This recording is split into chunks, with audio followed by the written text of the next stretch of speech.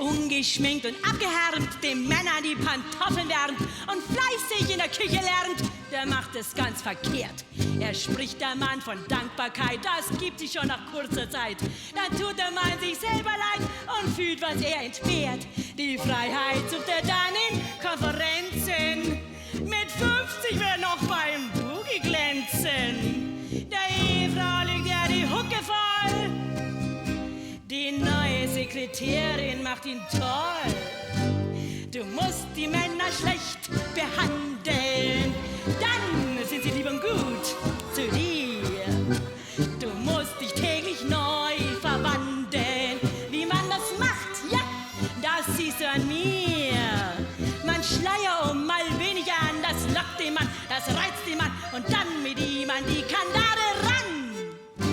Du musst die Männer schlecht behandeln, sonst spielen sie den Herrn im Haus.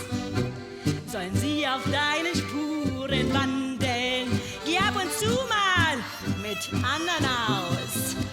Mal lächeln, mal hysterisch sein, auf das Theater fallen sie rein, nur so kriegst du sie klein.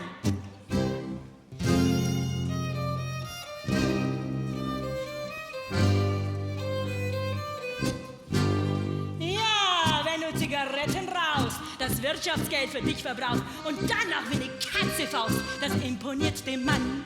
Ja, wenn du auf den Divan liegst, dich sündhaft in Hüften wiegst und dich an fremde Tänzer schmiegst, dann bietet er dich an. Die Männer, diese ausgewachsenen Knaben, die wollen ja so ein Blondchen haben.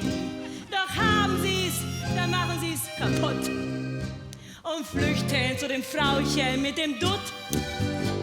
Du musst die Männer schlecht behandeln, dann sind sie lieb und gut zu dir. Du musst dich täglich neu verwandeln, wie man das macht, ja, das siehst du an mir. Man Schleier um mal wenig an, das lockt den Mann, das reizt den Mann und dann mit ihm an die Kandare ran. Du musst die Männer schlecht behandeln, sonst spielen sie den Herrn im Haus. Sollen sie auf deinen Spuren wandeln, geh ab und zu mal mit anderen aus. Mal lächeln, mal hysterisch sein, auf das Theater fallen sie rein. Nur so kriegst du sie klein, so klein, mit Hut.